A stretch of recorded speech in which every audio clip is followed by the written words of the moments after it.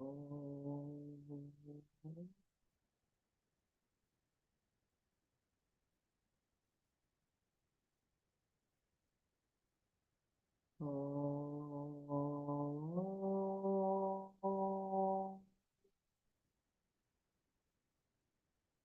गुरुर्ब्रह्मा गुरुर्विष्णुः गुरुर्देवो महेश्वरः गुरुसाक्षात् परब्रह्म तस्मै श्रीगुरवे नमः। अखण्डमण्डलाकारं व्याप्तं येन चराचरं तत्पदं दर्शितं येन तस्मै श्रीगुरवे नमः। श्रुतिस्मृतिपुराणानाम् आलयं करुणालयं नमामि भगवत्पादं शङ्करं लोकशङ्करम्। ॐ सहना भवतु सहनौ भुनक्तु सह वीर्यं करवावहै तेजस्विनावधीतमस्तु मा विद्विषावहै। ॐ शान्ति शान्ति शान्तिः।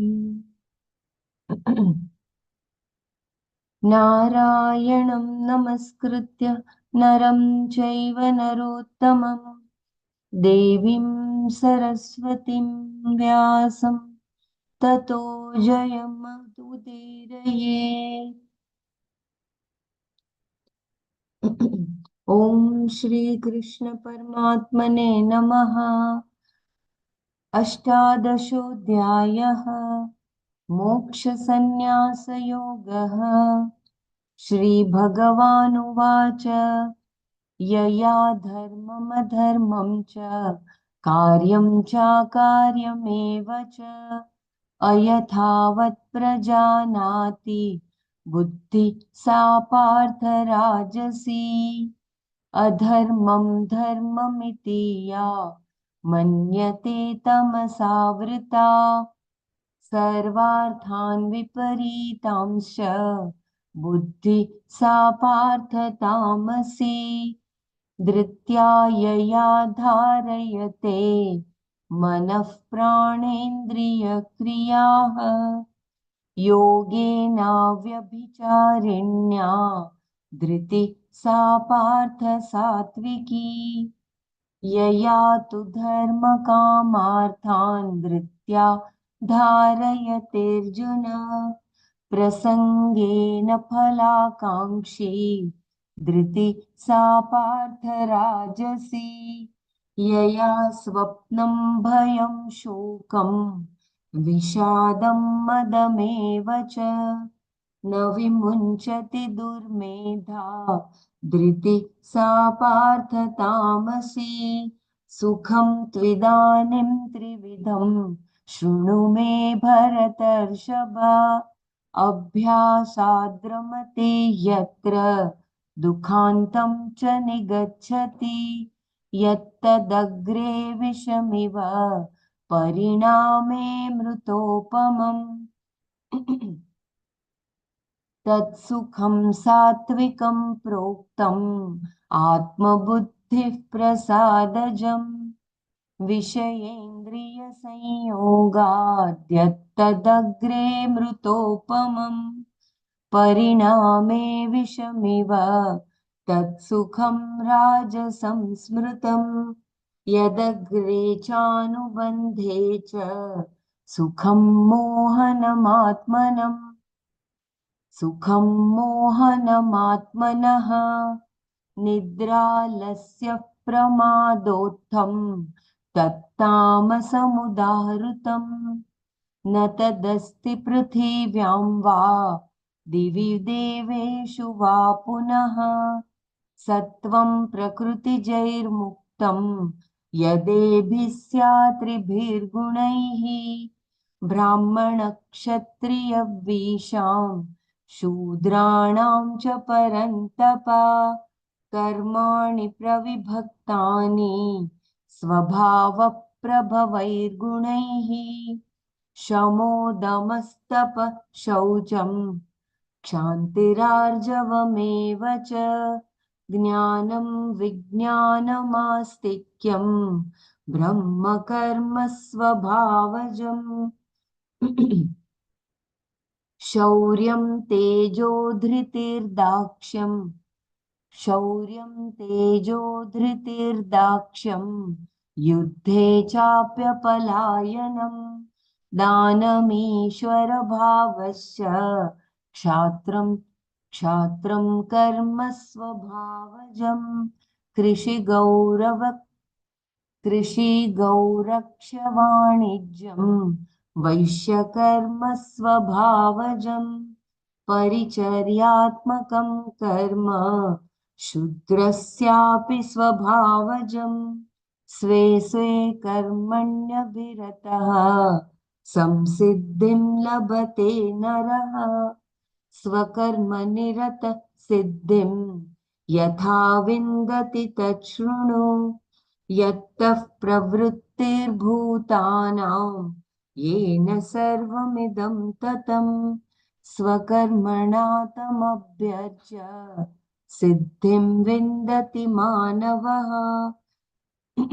श्रेयान् सर्वधर्मो श्रेयान् स्वधर्मो विगुणः परधर्मोत्स्वनुष्ठितात् स्वभावनियतं कर्म कुर्वन्नाप्नोति किल्बिषम् सहजं कर्म कौन्तेय सदोषमपि न त्यजेत् सर्वारम्भा हि दोषेण धूमेनाग्निरिवावृताः असक्तबुद्धि सर्वत्र जितात्मा विगतस्पृहः नैष्कर्म्यसिद्धिं परमां सन्न्यासेनाधिगच्छति सिद्धिं प्राप्तो यथा ब्रह्म तथाप्नोति निबोध मे समासेनैव कौन्तेय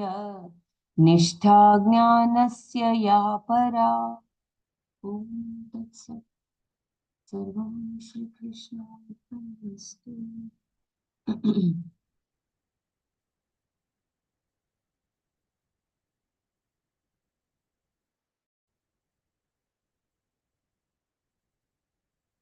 So yesterday we were seeing the Astikya Buddhi, and before that we had done about the Brahmanatva, in which we have to remember Shama, Dama, Tapasa, Shaucha, Jnana Vijnana with reference to Dharma, and Jnana Vijnana with reference to Atma. We had done Astikya Buddhi yesterday. We started with that. Should I repeat from Astikya Buddhi beginning or in between? Kindly guide me. You can start from the beginning, Bela. Okay. Astikya Buddhi. Naturally, all this presupposes an Astikya Buddhi, an acceptance of Shastra as a valid means of knowledge. Without that, you cannot gain Jnana and Vijnana. But this Astikya Buddhi does not necessarily include the appreciation of Atma as Sat Chit Ananda. A person with Astikya Buddhi may have only the understanding that there is an Atma which survives the death of this physical body, and that there is an unseen result, adrishta phala, for an action in the form of punya and papa.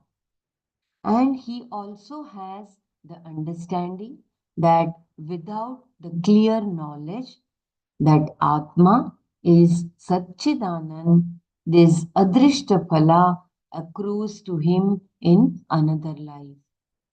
This is also a good start because due to this, he will have a value for leading an ethical life and consequently gain the maturity that will lead him to inquire into the nature of himself.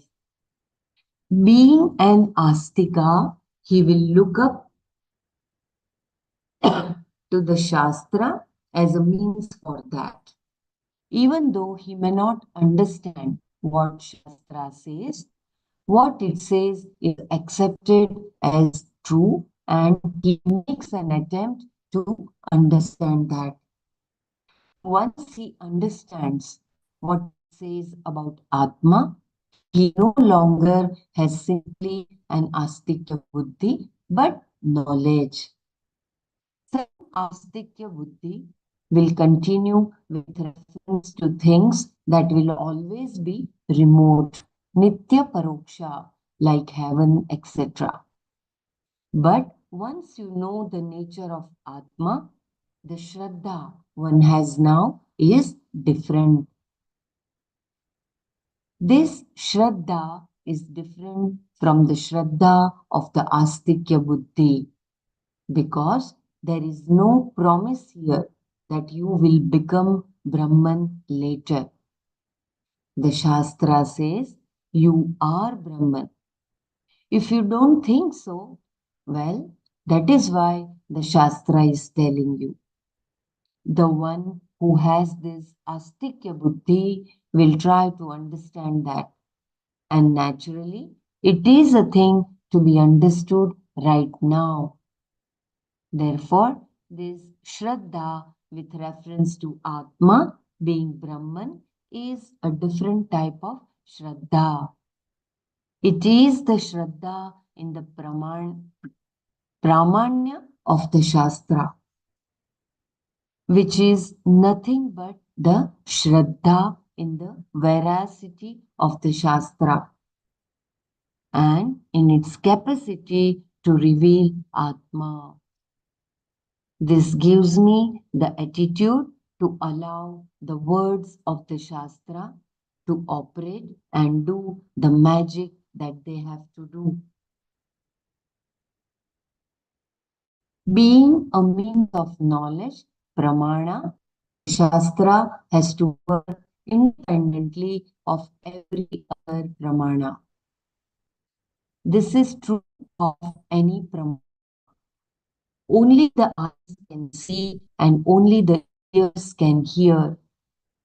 And just because the eyes see, that does not mean the ears do not hear. Just because the ears hear, that does not mean that what the eyes see is wrong. They operate independently. Ears bring in only sound, while eyes bring in only form. Each means of knowledge works independently without your consent. Whether you like it or not, a given sense organ will bring in data about a given sense object. When one is trying to meditate, who wants to hear the garbage truck of all things? But it is heard. Thus, the ears do not take your permission to report sound. They operate independently. Even inferential knowledge is automatic once you have the knowledge of the invariable concomitants. When you see smoke, you immediately know there is fire. Or if you hear a particular sound, right away you know a car is passing by. The conclusion is immediate. Knowledge, as any other knowledge, has to take place in the mind, not anywhere else. Some say that you have to transcend the mind and experience the Atma. If you transcend the mind, you will go to sleep. You will not get knowledge. How will you experience the Atma, who is the experiencer of everything?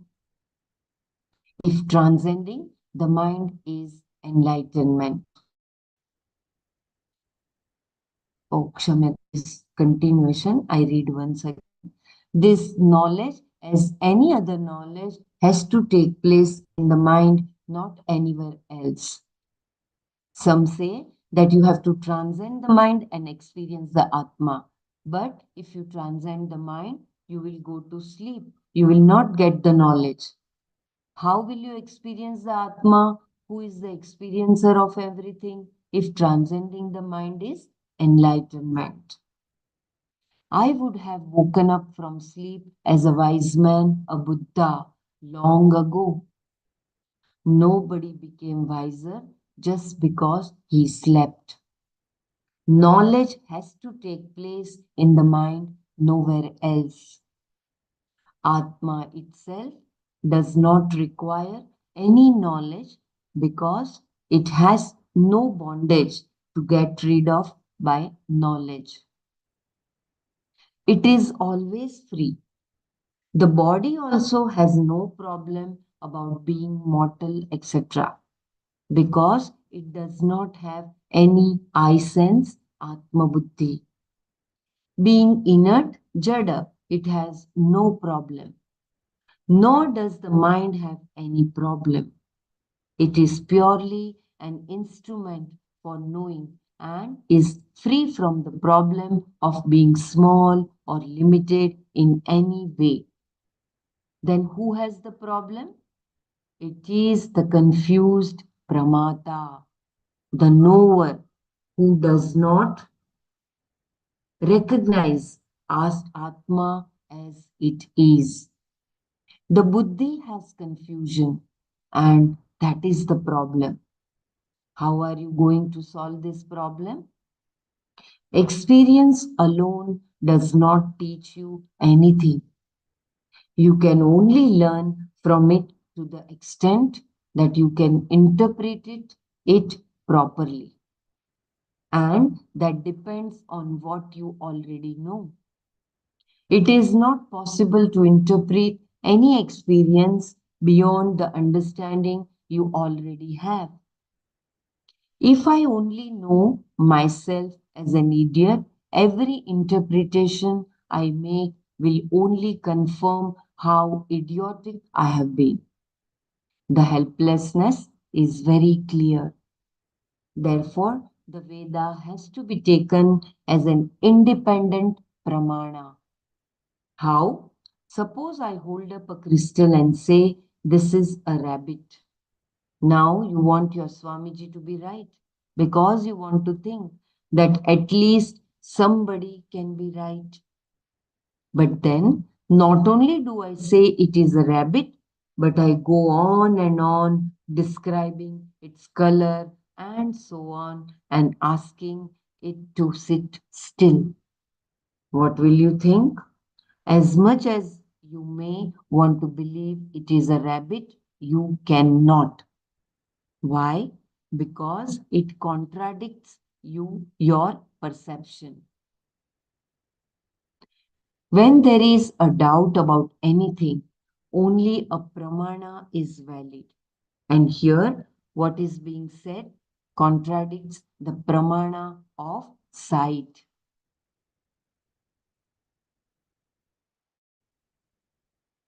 Look at your attitude towards your eyes here. That should be your attitude towards the Vedas. That is, you should be as sure of the capacity of the Vedas in revealing the truth about yourself as you are of your eye revealing form and color. This is called Shraddha. And only with this kind of Shraddha can the words do their job. The Shastra itself says the one who has Shraddha gains knowledge.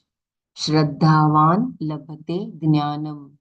Shraddha is not blind faith, but an attitude towards the pramana which we call astikya buddhi, that overrules everything you may have concluded about yourself.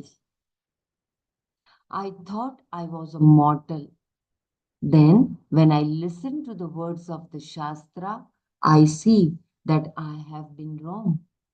Even though my mind may have been telling me for ages that I am this and that, at one stroke, knowledge changes everything.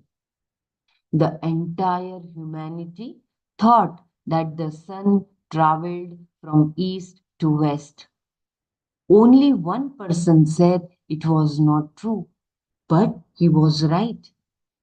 Thus, an opinion that has the support of the majority is not necessarily true, while knowledge of one person, even though it is against what the entire humanity thinks, it is still valid because it is knowledge. Even if God were to come and tell me that the sun moves from east to west, I would only try to educate him. That is the attitude of the person behind a valid pramana. And that should be the attitude with reference to the Shastra. This is Astikya Buddhi. So beautiful. Should we do Manana of Astikya Buddhi first? And then we go further.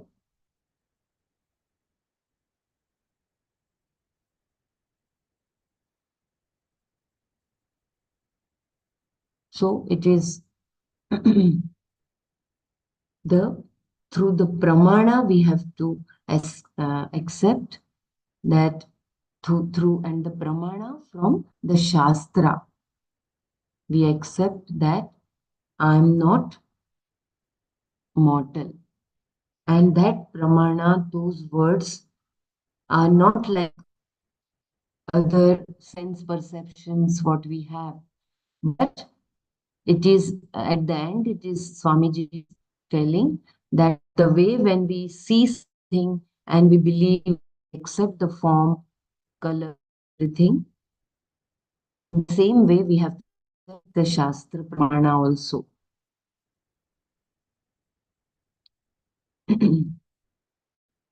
And once that Shraddha is established, then automatically there is knowledge. Yeah. Hariom. One question I was like when we were reading, if we transcend the mind, if transcending the mind is enlightenment, I would have woken up from sleep as a wise man. So is it to transcend the mind and experience the Atma? But if you transcend the mind, you will go to sleep, you will not get knowledge. In what context is it like this transcending of mind is said in what context? I could not follow that. It was said that knowledge happens only in the mind. Although we have other sense perception, sense like eyes, ears, and everything, but they are also pramanas. The eyes can only see, ears can only hear, but this knowledge happens only in the mind. Now, when people talk of transcending the mind happens also in your deep sleep. You go beyond the mind, isn't it? So And if just also merely it transcending, happens. No, it happens in like transcending of mind happens in meditation, or the people who are reaching to that level, isn't that correct, time? Yeah, correct. Even that is transcending the mind. So when if transcending the mind alone is going to give you this knowledge, then I should have woken up after deep sleep as an enlightened person, because I've transcended the mind. But it's in our experience, it is not so, right? So even after meditation, we all go beyond the mind when we meditate and we are in that state. Yeah. But after we come out of meditation, we're back to ground zero.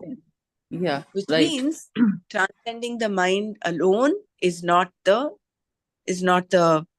solution. True knowledge is So what is the solution. knowledge Yeah. is essential, and Yes. without knowledge, doing any type of these practices Mm. is futile, basically. Yes. So Okay. next he Knowledge. says, where is the conflict? The conflict is in the buddhi. When you have a conflict, when the antakaran is man, buddhi, ahankar. So if you transcend mind also, but the conflict will be in the buddhi. Otherwise, you will not go forward about that towards side. I don't know whether he said conflict is in the buddhi. He said there is a he said, conflict. he Yeah. said here. It is the confusion. Shall I read once again? Yeah, Correct. please This read that paragraph, Yes, again. please. Because see, one buddhi question is in nishchayatmika buddhi. There is conflict is there Yeah. only in the mind, not in the buddhi, right? So just No, let's it read is that so we understand that.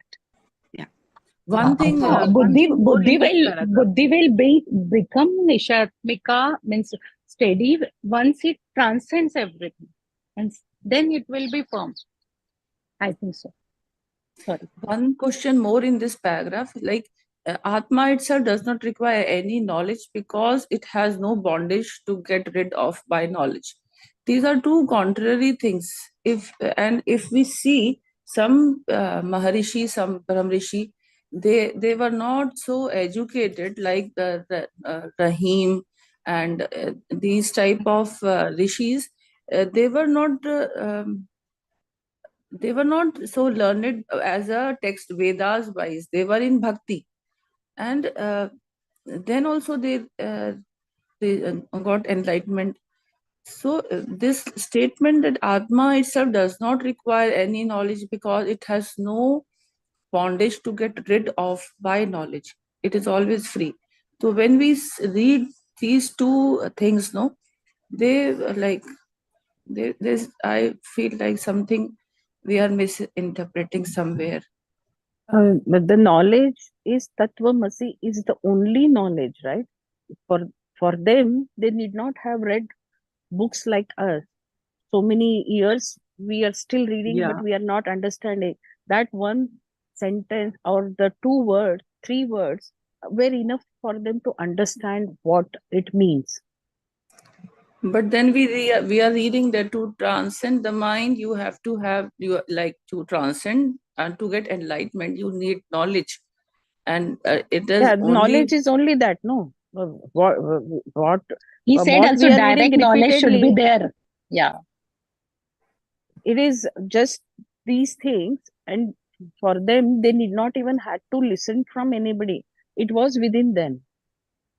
like they must have achieved in their past life, so that is why they don't require knowledge. Is it like this? We don't know Because what we are knowledge they talking have, of two, right? we are talking of two. One thing, we do Yeah. not know what knowledge they were exposed to. We are assuming Yeah. they were only in bhakti. We don't know. So we cannot really carry this forward unless we know what exactly happened in their lives, right? So I think that set apart, what we have to have is this astikya buddhi that the Shastra says. For this is where the astikya buddhi comes in, the shraddha comes in. And like it was said, like how we have pramana of the eyes, when Swamiji is showing the crystal and he's saying this is a rabbit, but in your eyes are the pramana saying, oh, this is a crystal, this is not a rabbit, with so much of surety. Similarly, with the um, same intensity, we would have to have Shraddha in the Shastra, in the words of the Shastra. Maybe for them, we don't know. Like you said, their previous lifetimes, they've done a lot. So they are already in that, their all they needed was a little bit of maybe ignition. Just that bhakti maybe would have been enough for them. We don't know. They must have had knowledge. Without knowledge, it doesn't happen. So we know that the final sword that cuts off the avidya, We know it is all this because of avidya, which is also why Atma alone is free from bondage. It does not require knowledge. But Atma, along with the avidya, the covering of avidya, this mala is there, this, which is covering the avidya, which is covering the Atma, which is what we are. The jiva is what? It is an amsha of the Atma, which is covered by avidya. Therefore, you need vidya to cut that avidya. The sword of knowledge is required. Asanga shastrena dridena chitva. Jnanasina, it is right. Jnanasina. With the sword of knowledge, we have to cut it out. So Yeah, I got it. they must have had knowledge. They Yeah, must have. they must have had, because otherwise, how could they have written Yeah. so learned verses which people Isn't it? follow till today? Yeah. Yeah. Yeah. So that Right. little Shraddha we should have. And Yeah. even Ramana Maharshi,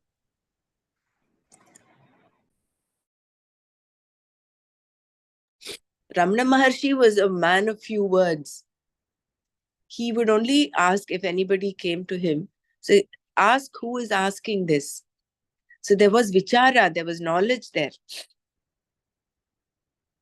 And words of wisdom flowed out.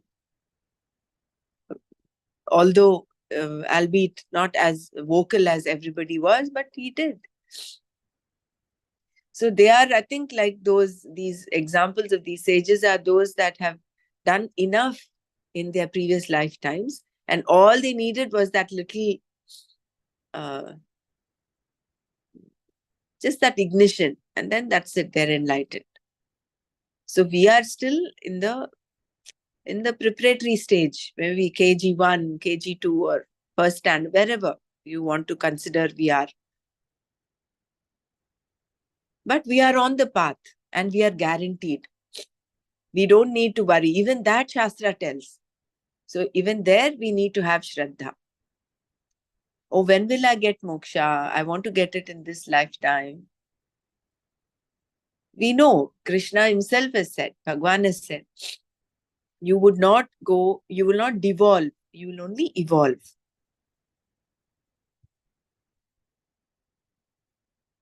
And how beautifully it's depicted about the crystal saying that it's a rabbit, and exactly the same mental condition I am in now. Though I want to believe in the Shastras, but the details what are given, I still cannot perceive it uh, properly, because I myself don't know it.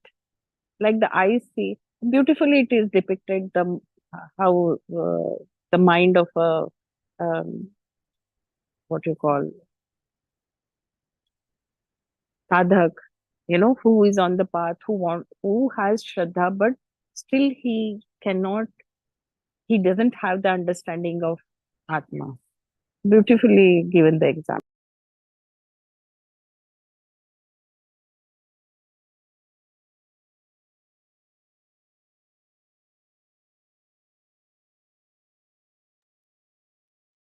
Yeah, very nice discussion. So here every component Swamiji has, I think, analyzed independently, and then he has synthesized. Like here, when we say Sankalpa, Vikalpa, Mana, and because of that there is confusion, but the confusion, so mind itself is not a problem. Atma itself is not a problem. Body itself is also not a problem because it is Jada. Okay, it is only the confused pramata, the knower, who has that sankalpa vikalpa mana, and then because of that, there is no nishchayatmika buddhi. That is why the buddhi has confusion. But once the buddhi knows with shraddha, then there is no confusion. And when there is a confusion, Vedas should be taken as a pramana. So you can move Exactly. forward. Correct, correct.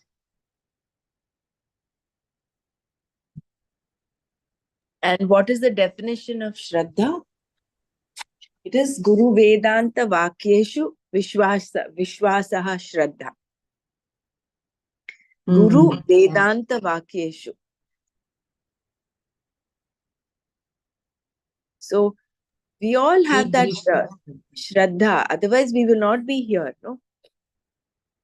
So no need to Yes. doubt whether I have Shraddha or not. It is because of Shraddha that is, it's the binding force that is keeping us on the path. We always say ki antakaran should be clean, antakaran should be clean. So this Shraddha will also clear your mind, mana, buddhi, ahankar, chitta also.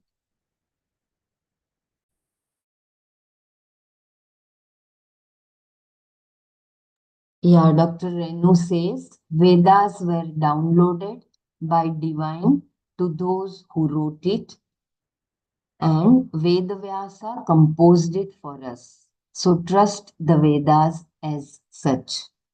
Yeah, so true. Mhm.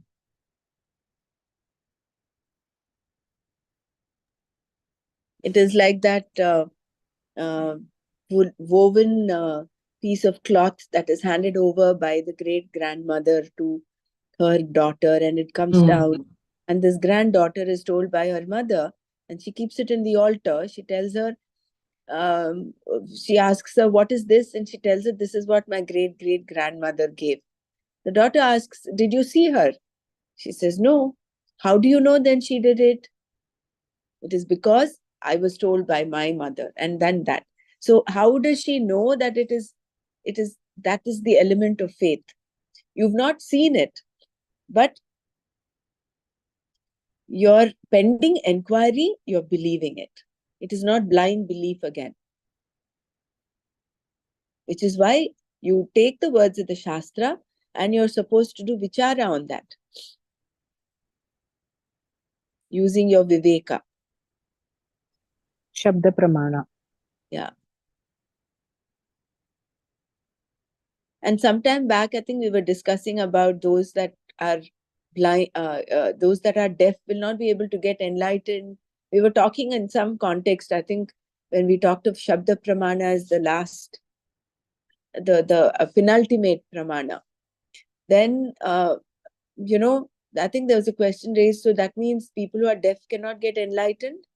But then Nana said they of course have the other senses, sight, they can read.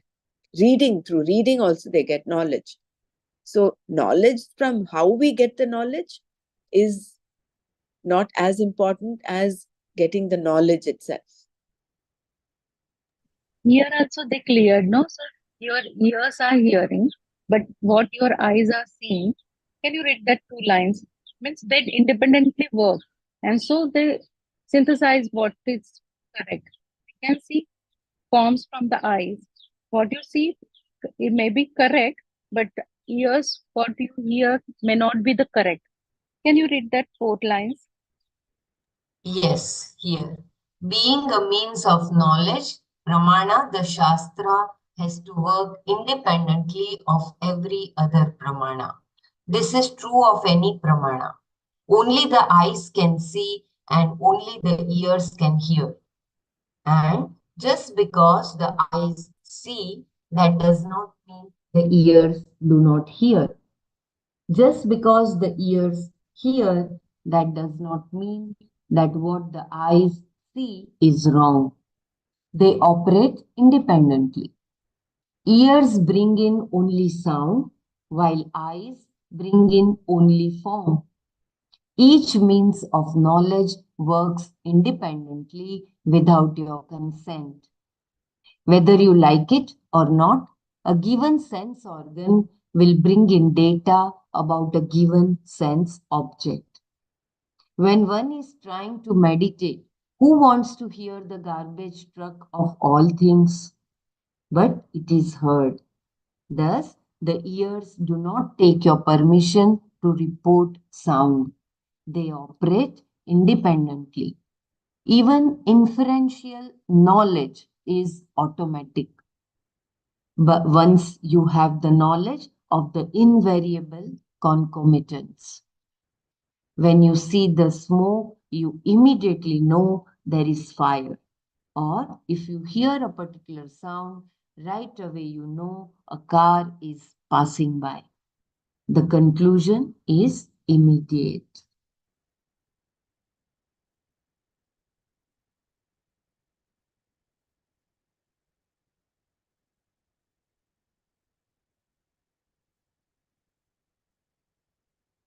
So those Mahavakyas, then that what we get through them, the Praman Shastra, that then there is immediate inferential knowledge. It doesn't wait for your consent. Even in the same way, our sense organs, when they perceive the things, then there is immediate inference.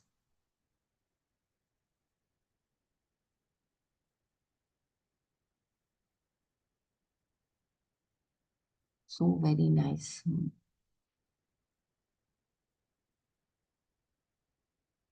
And even then, what about the people who are not residing in India, where the Vedas are followed as a pramana? That also is a question, right?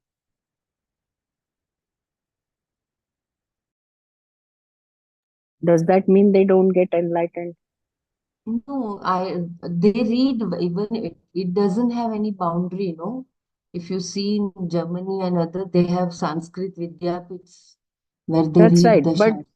that's right. But how many people now it is so very easily, um, available for everybody. But earlier, maybe during that time, most of the part was not very far from India. It did belong to one Sanatan Dharma. No, this whole Bharata Khanda, I mean, it was such a huge. I mean, the boundaries what we see now limited. It was so big. And Bharata in so Desha, many if you countries, see, we are getting the that pramana in existence was there from time beyond. and it is like, see, it is here very good examples are given. Like there was only one person who said that the sun does not rise and set. Okay, it is steady. That time people were laughing and some people were punished also when there was a solar eclipse. And when he said it, I read that he was punished to death for confirming that it is just a scientific happening. There is no but he remained firm, and then we can see that because of that we could get the real truth. And Swamiji said, now even Bhagwan comes and says that it rises from the east and sets in the west. We will not accept. We know that it is not true. It is steady.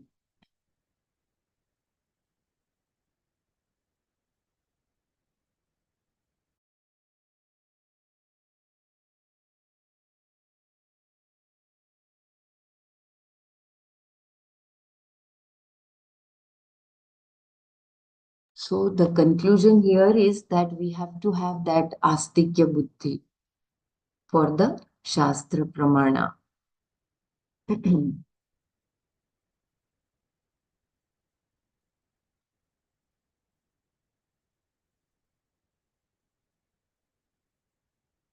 So that it becomes that Nishchayatmika buddhi.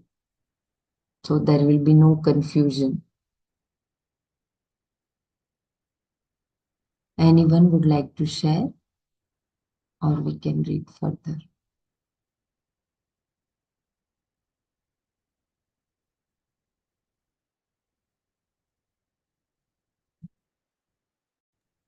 So there are three pramanas, no? There is Pratyaksha Pramana, Anumana, and Agama. So Pratyaksha is what you see directly. Anumana is like that, where there is smoke, there is fire. Inferential knowledge. And then Agama is the Vedas, is the Shastra. What does agama mean? Like meaning of agama, which is proved. Is it like this? Just I don't know the exact meaning of Agama, but it relates to the Vedas, the Shastras. yeah, Yeah. like It they are started the with core. Apat Vakyam which means as experienced by the seer. That is Okay. Agama. Thank you. Thank you so Yeah. much. That's nice. Somewhere we read, Brahmaraji, you get the direct knowledge from the Shrutis only. In the previous chapter, 2-3 pages before, there was a sentence, we get the direct experiential knowledge from the Shrutis. Which is true, that aparokshanubhuti happens because of the knowledge. But that whole wealth of knowledge, that the pramana that comes, is given a classification of agama. So, It's not. Shruti also Agama? No, Yes, comes under no? agama. Okay. Yes. Shruti, Comes under Veda Agama is a and broad Agama, is it same?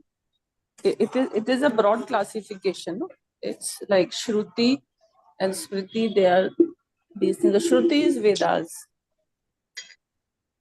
Shruti is what that is handed over from Shravana. The person, the teacher is taught the student has learned. It's through the Correct. Shabda Pramana. They have carried it forward. That's how the Vedas have. And like Renuji has mentioned, they have been coded by Veda Vyasa. They've been written down and coded by Veda Vyasa. So otherwise, for a long time, they were just handed over from teacher to taught, teacher to student. And this is the experience of these sages in their meditation that is consolidated as the Vedas. Maybe we should have another class one day only for this, for us to understand what is the classification. And there is a very nice compilation of all of this that Kashibaya had done. It's come out as a small little book from the VDS. Maybe we can do that one day for us to have some clarity about our own Shastras. Dr. Renu Sumaji has explained given the about. details. Sorry. Yeah, I will just read Dr. Renu's. She has done some Agama, Sanskrit.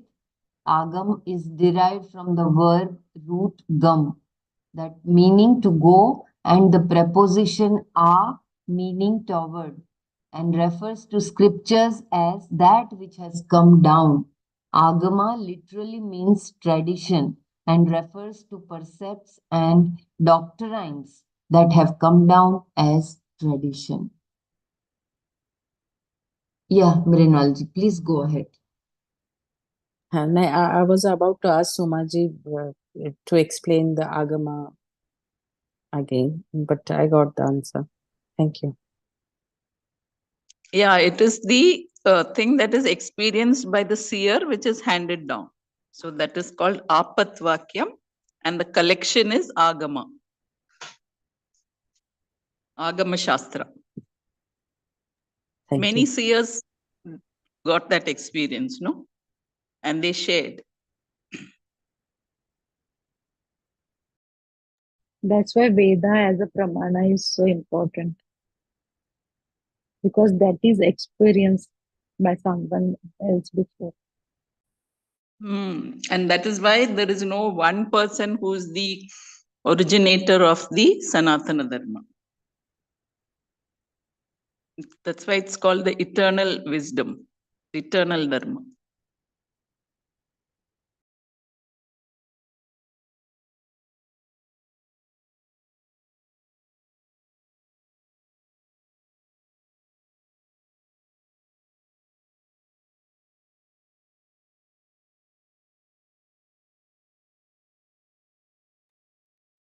So,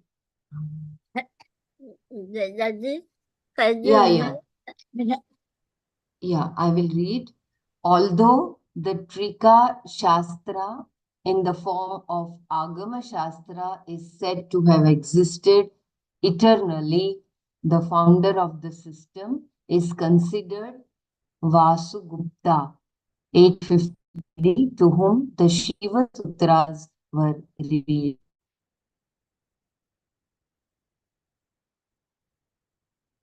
Mm. Yeah, it is very, very deep. Is this And from we the are internet or what Swamiji is mentioning? No, I'm reading what Dr. Renu has written in the chat. Ah, okay, okay. That's fine. It's fine.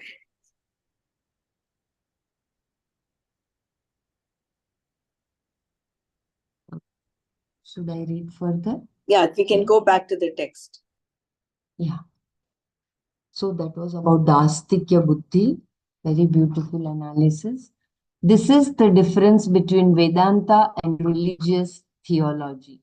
According to one theology, you have to believe that you are a sinner, not because of what you did, but simply because your birth was not immaculate.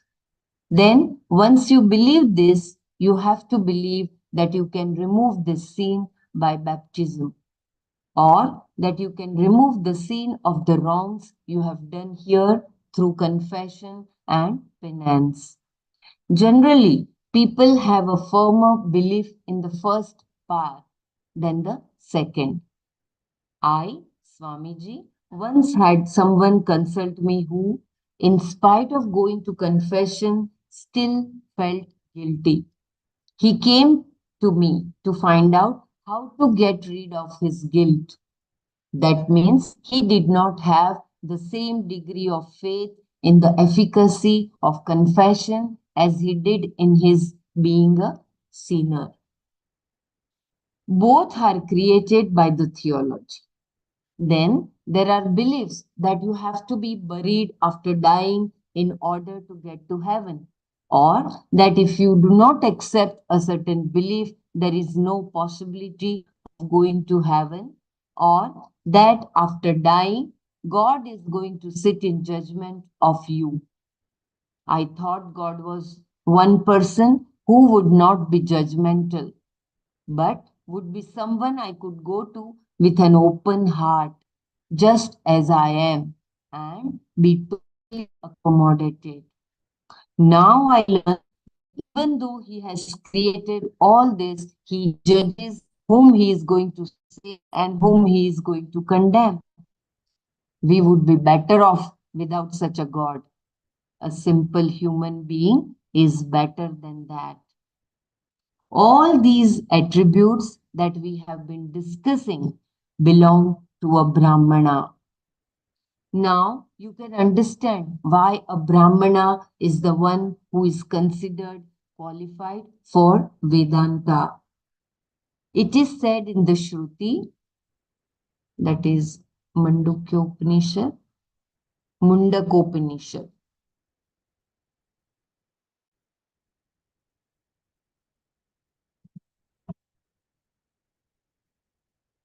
It is said in the Shruti that a person who is a Brahmana discovers in himself a dispassion towards the general pursuits.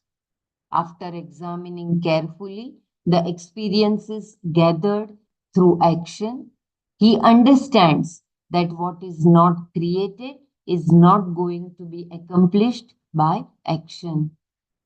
He understands very well that what he seeks is entirely different from what he is doing. All the activities of a Brahmana are meant only to create this understanding. Everyone has to arrive at this. In the meantime, there are various combinations of the three gunas which dictate the duties and disposition of a person.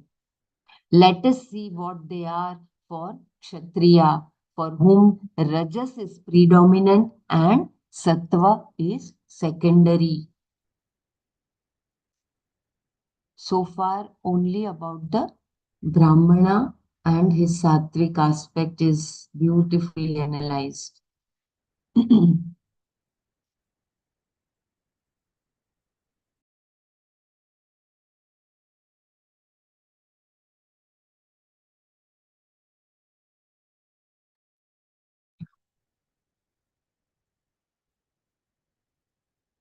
So it is about Brahmanatva.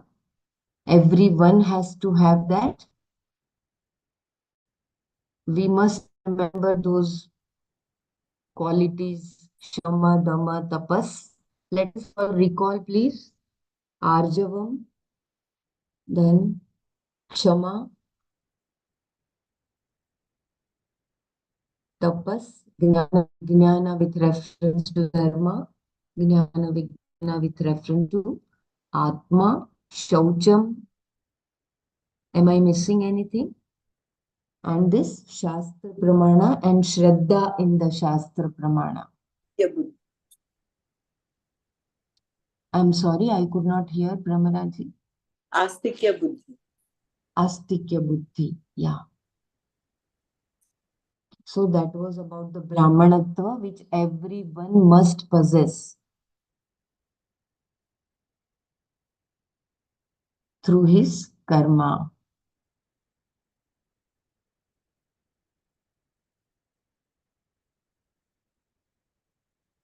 That is through his actions. And it should become that jnana is in only jnana is not enough. It has to be assimilated.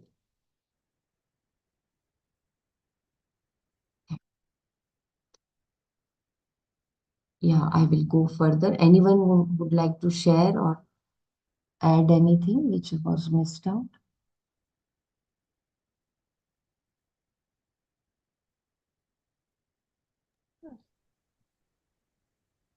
Please go ahead. Yeah. So in the meantime, there are various combinations of the three gunas which dictate the duties and disposition of a person. Let us see what they are for Kshatriya, for whom Rajas is predominant and Sattva is secondary. Shauryam tejo dhritirdakshyam yuddhe chapya palayanam दानमीश्वर भावस्य क्षात्रं कर्म स्वभावजम्. Shauryam, valor, tejas, brilliance, born of self-confidence, dhritihi, resolve, dakshyam, adroitness. Kindly correct me if I'm wrong.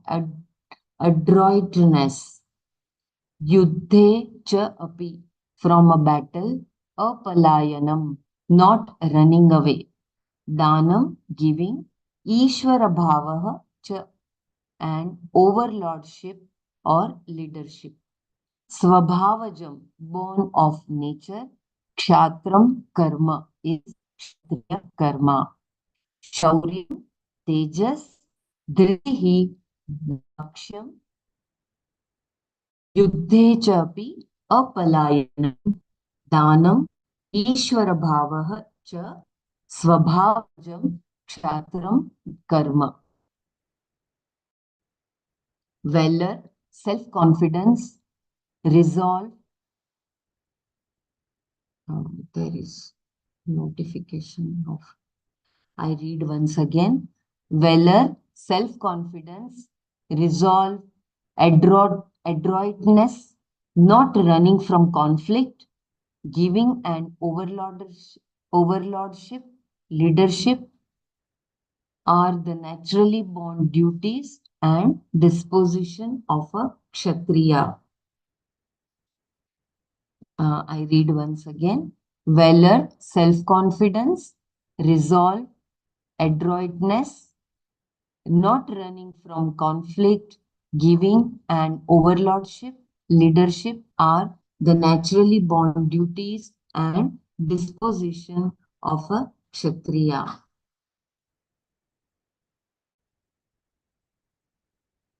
The duties and disposition of a Kshatriya. A person who has Shaurya is highly skilled and brave in warfare or any dangerous situation. When it is called for, he will exhibit heroism. Shankara takes Tejas as the brilliance born of self-confidence and Dhriti as sustained enthusiasm. This is a person who is resolute in all situations which are not very pleasant, which are even sometimes very inimical. Because of his resolve, he does not get depressed or easily frightened, and his enthusiasm does not get dampened. Then again, may I request, I forgot to mention about if Mrinalji can take over, I Yeah. request I can read for some. Yeah, Dhanyavad, Mrinalji. So I read one, the duties and disposition of a Kshatriya. A person who has Shaurya is highly skilled and brave in warfare or any dangerous situation. When it is called for, he will exhibit heroism. Shankara takes Tejas as the brilliance born of self-confidence and Dhriti as sustained enthusiasm. This is a person who is resolute in all situations which are not very pleasant, which are even sometimes very inimical. Because of his resolve, he does not get depressed or easily frightened, and his enthusiasm does not get dampened. So he is Dhriti Utsaha Samhita.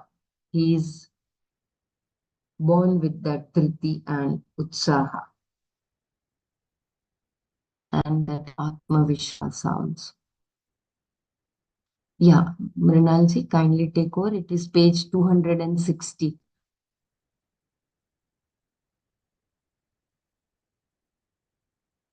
I will read further till you get, yeah, Dhanyavad.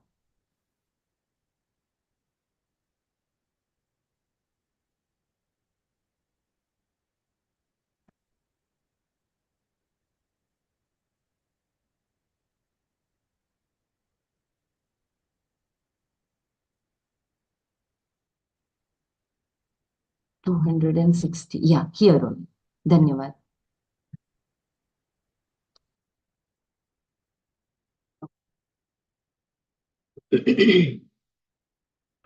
Then again, he is a person who does not postpone, but does what is to be done at the right time and is even ready for a surprise.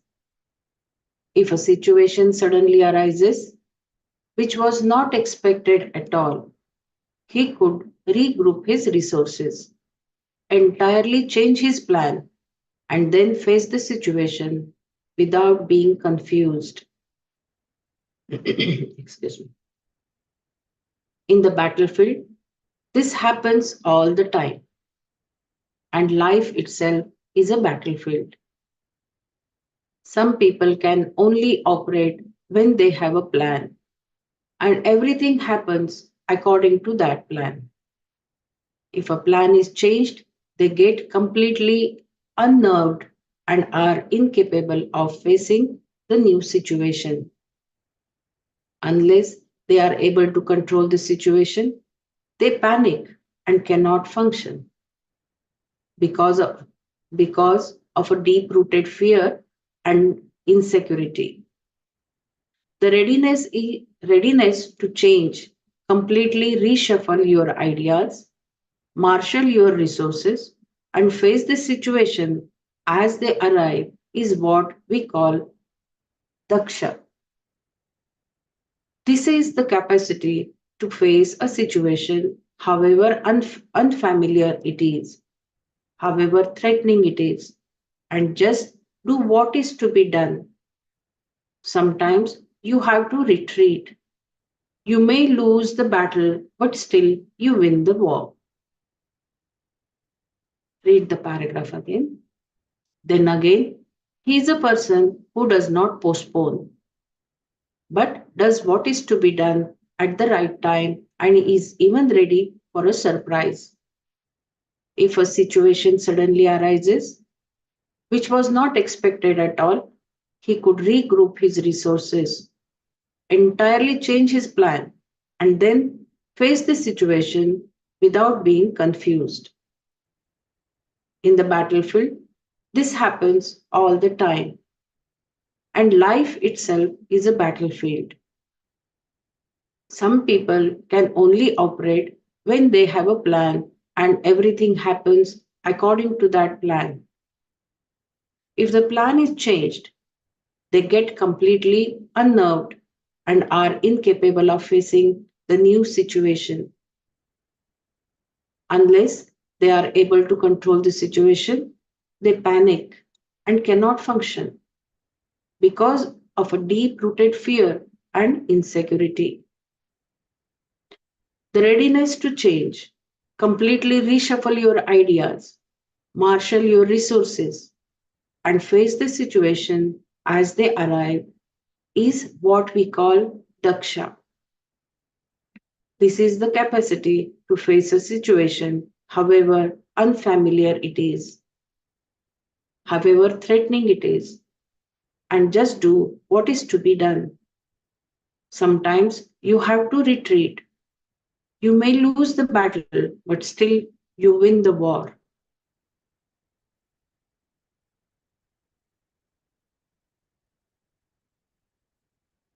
This is so very apt for uh, people like me who plan everything, and if it goes, and that happens because of the deep rooted fear and insecurity.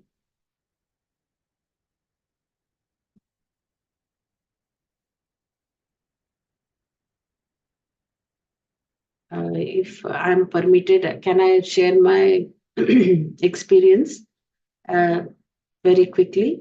Uh, Please when I go ahead. was, yeah, when I was in US, my way of working or handling any situation, now, if I am in, I would plan a lot, uh, and then follow whatever I have been planning. And when I was in US, I was helping in one advanced course over there, and I just told them that I'm ready to help you. And when I went to the venue with my bag and baggage, because it was outside the city in some resort. And when I went there, then the lady who was in charge, she started explaining to me that, oh, this is here, this is there, and these are the things. Now you take the control. I said, what do you mean take the control? You would be there, right? I'm helping you. She said, no, you are the one who will be doing everything over here, which was not planned at all. In nowhere I was ready for that. And that situation was so very terrible for me. I was so fearful, and what if I can't do well? And there were almost 55 people for whom the cooking was to be done. And when she gave me the list of things which I could not even spell the ingredients, that fearful it was. And the next day onwards, I had to, and I had just one and a half help. Next day, there was a snow, and they decided that they didn't want to have a cooking kitchen next to the hall because it will create noise and all. So we had to shift the even the kitchen. It was almost uh, quite a long distance, and we had to shift everything, including the ingredients, and we didn't have much of help. But when I went through that situation, and it made me so strong, and I came out of that situation uh, very well. I could manage that, and that gave me that confidence. And now I'm much better than what I was then. So things many a times what you plan, it doesn't, that I mean, that was very dreadful for me because I still remember that how am I going to do a whole night I could not sleep, thinking that whether I would be able to do this or not. Yeah, if anybody wants to Yeah, share. thank you so much despairing.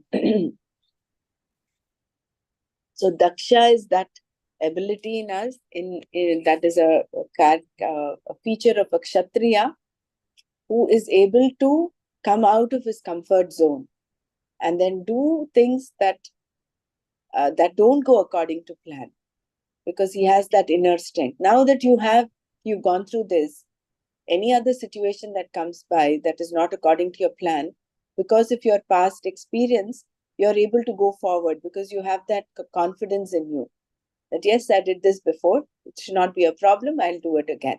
So you have accrued that feature of Daksha, or the characteristic of Daksha, which is, I was just thinking when you were reading this, all the DSN is all about coming out of our comfort zone. Absolutely. Making us strong, making us see how many ways Gurudev has kind of plugged in all the deficiencies that we as human beings think. We are small, we are insecure. All those aspects he has so beautifully taken care of in all the different courses that he has gifted us.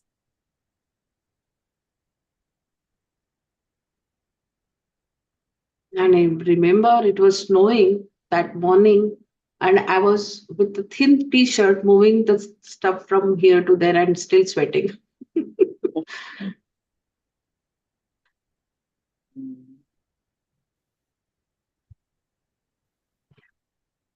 Should I read further? Yes. Another duty or disposition of a Kshatriya is not running away in a situation where he has to fight it out. Yuddhe apalayanam. Apalayanam. Apalayanam. Yes. Yuddhe apalayanam. Because he is Kshatriya, a soldier who is supposed to defend Dharma, or a ruler who has to build the skept of justice. How do I spell that? Sceptre. S-C-E. Sceptre. Sorry. Scepter. Okay. Wield of scepter of justice. I'll read this again. Another duty or disposition of a Kshatriya is not running away in a situation where he has to fight it out. Yuddhe apalayanam. Because he is Kshatriya, a soldier who is supposed to defend Dharma, or a ruler who has to build the scepter of justice. He should not run away. Shankara characterizes it is not showing his back. This is very important thing in a battle. In Rajasthan, the Rajput woman who receives the wounded soldiers from the battlefield first see whether the wound is in the back or front. If it is in the front, he will be received at home. If it is at the back, he will be sent away. Not retreating from any conflict is a very important thing for a Kshatriya.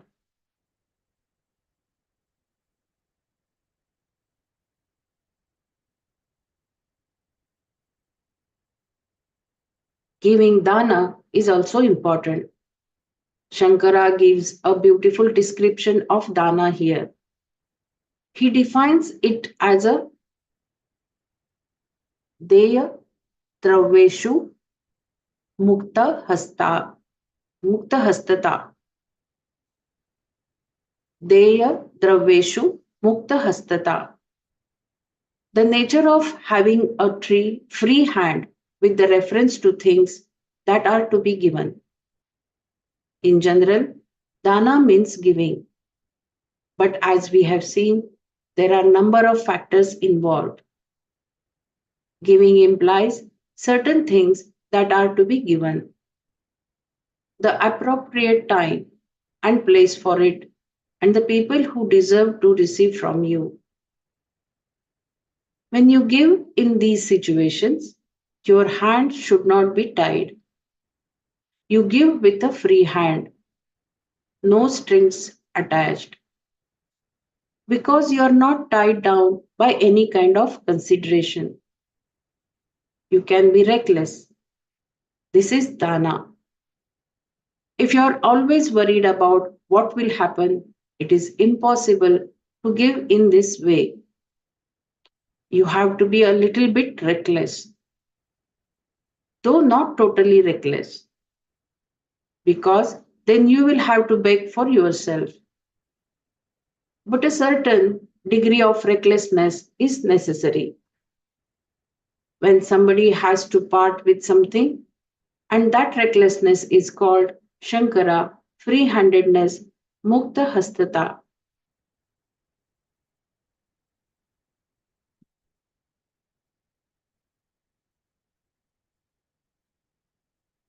Should I read these two or should I go read further?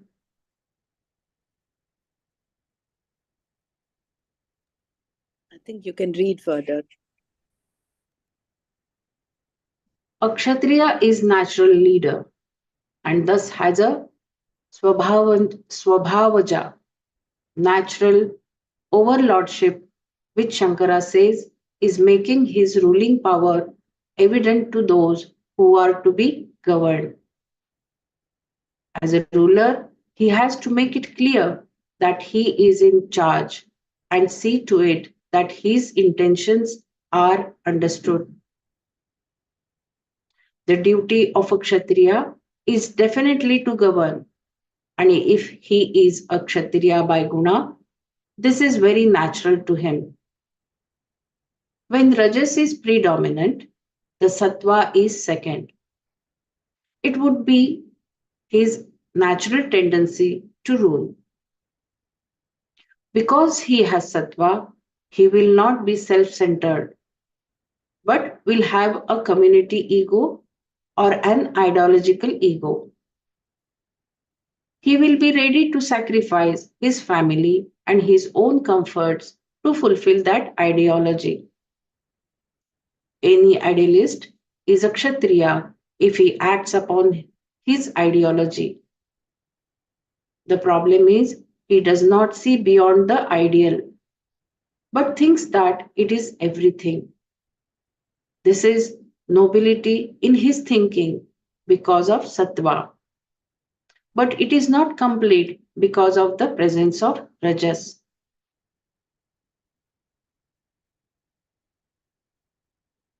This is the nature of Kshatriya from the standpoint of Guna, and that can evolve. But from standpoint of duties, there is definitely enjoined duty, Vihita Karma, for a Kshatriya.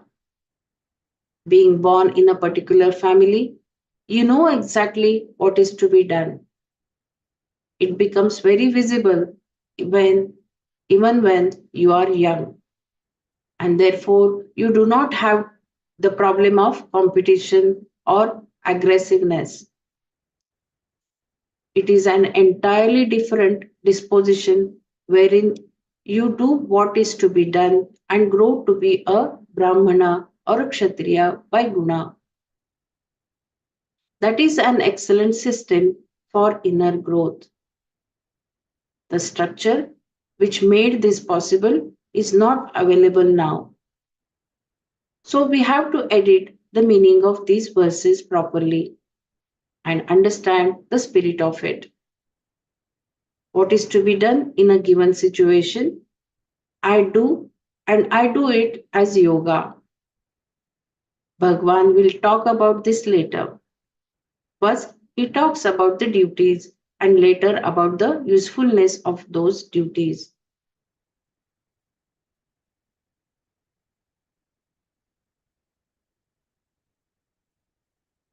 I can go back and read these paragraphs, or you want to do Manana?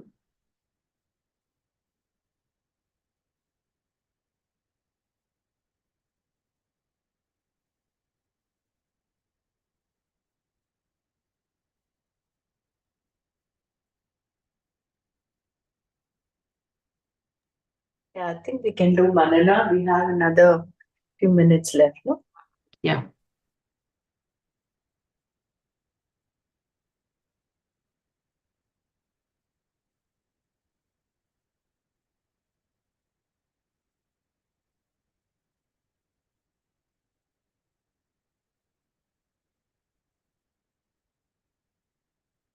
If you can just read the verse once that enumerates all the qualities of a Kshatriya. Yeah. Valor, self-confidence, resolve, adroitness, not running from conflict, giving, and overlordship, leadership are the naturally born duties and dispositions of Kshatriya. So this paragraph talks about Shaurya. He exhibits heroism, takes the Tejas as brilliance born of self-confidence, Dhriti as sustained enthusiasm. This is a person who is resolute in all situations, which are not very pleasant, which are even sometimes very inimical. Because of his resolve, he does not get depressed or easily frightened, and his enthusiasm does not get dampened. This is talked about his Shaurya valor. Then again, he is a person who does not postpone, but does what is to be done at the right time and is even ready for surprises. So anything goes out of plan, he is ready for that too.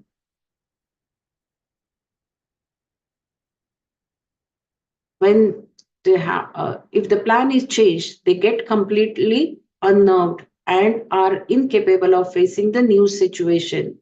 Unless they are able to control the situation, they panic and cannot function because of the deep rooted fear and insecurity. The readiness to change, completely reshuffle your ideas, marshal your resources, and face the situation as they arrive is what we call daksha. This is the capacity to face the situation, however unfamiliar it is, however threatening it is, and just do what is to be done. Sometimes you have to retreat. You may lose the battle, but still you win the war.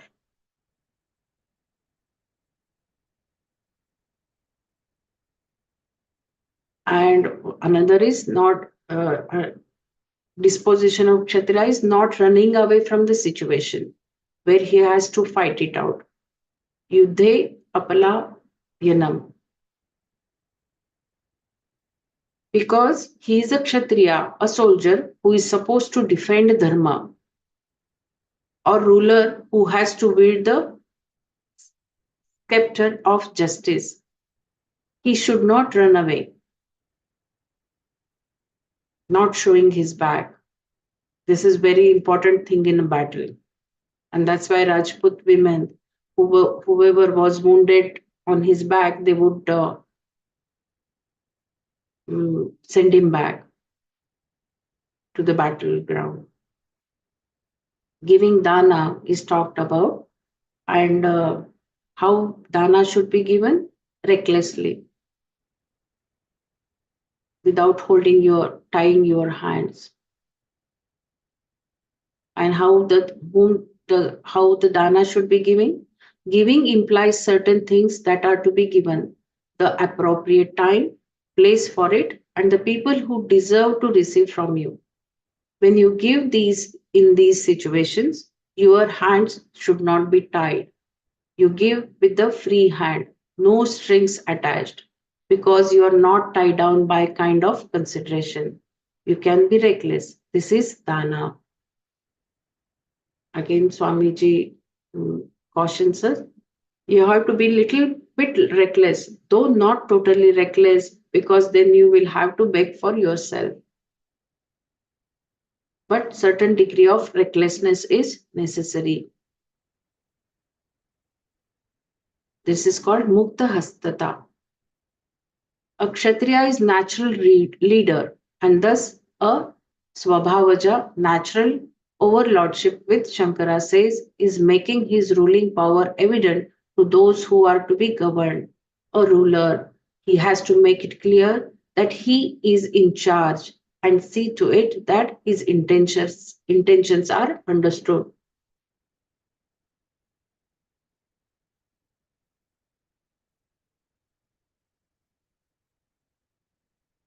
The duty of Kshatriya is definitely to govern.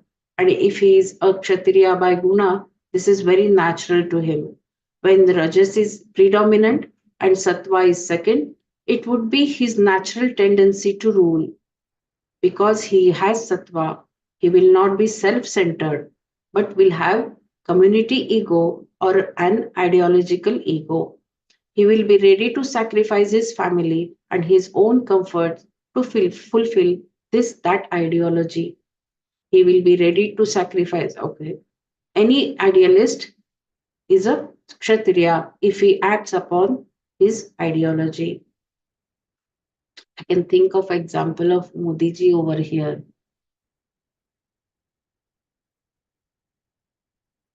This is a nature of Kshatriya from the standpoint of guna, and that can evolve. But from the standpoint of duties, there is definitely enjoined duty, vihita karma, for a Kshatriya. Being born in a particular family, you know exactly what is to be done. It becomes very visible even when you are young, and therefore you do not have the problem of competition or aggressiveness. It is an entirely different disposition wherein you do what is to be done and grow to be a Brahmana or Kshatriya by guna. That is an excellent system for inner growth. The structure which made this possible is not available now. So we have to edit the meaning of these verses properly and understand the spirit of it. What is to be done is in a given situation. I do and do it as yoga. Bhagwan will talk about this later. So I think the last paragraph, it meant the Varna system is not there now. So earlier there was a Varna system and people didn't have to think what and there was no problem of competition, aggressiveness. Even when you were young, you knew what is to be done then. But the situation has changed now, and even if we are put in any situation, we do it and do it as a yoga. It's time now. Brahmaraji, you want to say Shantipa? And we can discuss this tomorrow then. Yes. Om Loka Samasta Sukhino Bhavantu. Om Shanti Shanti Shanti. Om Tat Sat Shri Krishna Arpanamastu. Jai Gurudev.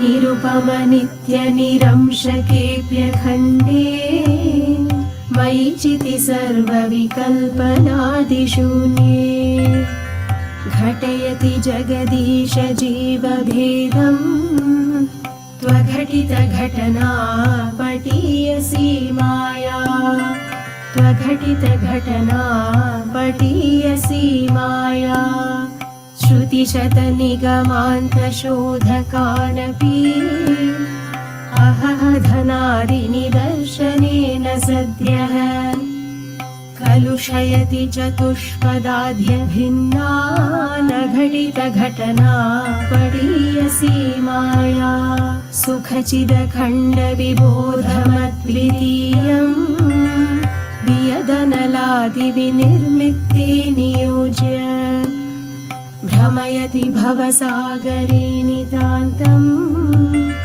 त्वघटितघटना पटीयसी माया अपगतगुणवर्णजातिभेदे सुखचितिविप्रविडार्यहङ्कृतिं च स्फुटयति सुतदारकेहमोहम् त्वघटितघटना पटीयसी माया विधिहरिहरविभेदमप्यखण्डे बत विरचय्य बुधानपि प्रकामम् शमयति हरिहरविभेदभावा न घटितघटना पठीयसी माया त्वघटितघटना पठीयसी माया